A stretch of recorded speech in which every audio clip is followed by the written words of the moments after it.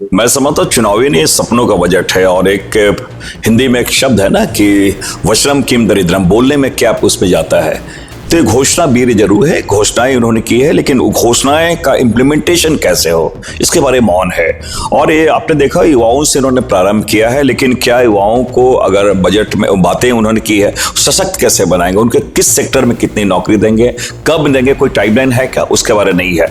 तो भाषण से रोजगार सृजन नहीं होता है, या विकसित भारत करने से कोई रोजगार नहीं मिल जाते हैं। विकसित भारत का रोड मैप क्या है, उसके लिए कब लक्ष्य अपने क्या क्या, तो क्या आम लोगों के जेब पे डाका डाल के आप काट क्या।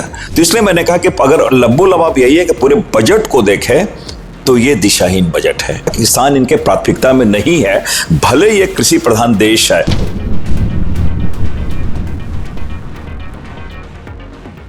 बजट सत्र 2026 का आगाज हो चुका है। वहीं पर अगर बात करी जाए तो सत्ता पक्ष हो चाहे विपक्ष हो, ये कहीं ना कहीं जो सत्ता पक्ष ये लगातार वादे कर रही है कि जो बजट है इस बार का सबसे बेहतर है, पर विपक्ष का जो कहना है वो ये है कि ये जो है सिर्फ चुनावी है, चुनावों में लुभाने का काम करने के लिए बजट आया है। बातचीत करने के लिए हमारे साथ कांग्रेस के झारखंड से लोकसभा सांसद सुखदेव भगत जी हैं। सर, किस तरीके से देख रहे हैं कि ये चुनावी बजट है या फिर जो है सपनों का ही बजट मान के चल रहे हैं?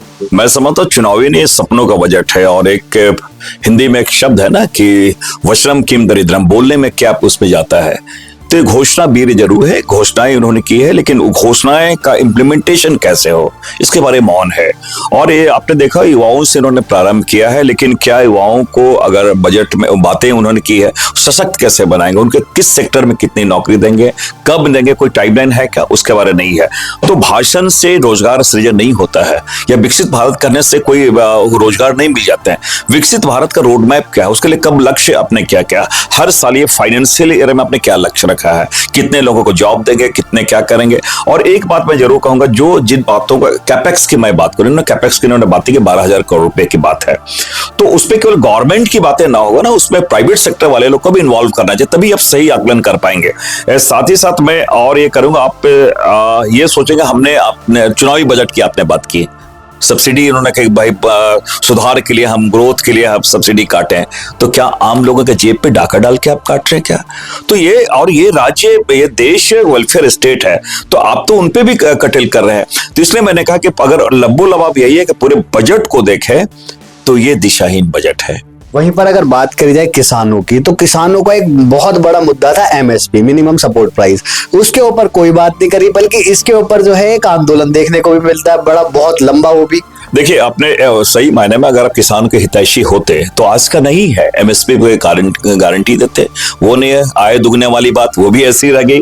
एक बात, बड़े कारपोरेट घरानों को अपने पीएलआई दे रहे हैं, आप दे रहे हैं, लेकिन आम लोगों को क्या देख रहे हैं, किसानों को क्या देख रहे हैं। इसलिए हमने कहा कि किसान इनके प्राथमिकता में नहीं है, भले ये कृषि प्रधान देश है, लेकिन इसको भी इन्होंने, कृषि प्रधान जो देश है, इतने लोग गाँव में रहते हैं, उनके लिए कोई रियायत नहीं दी गई है।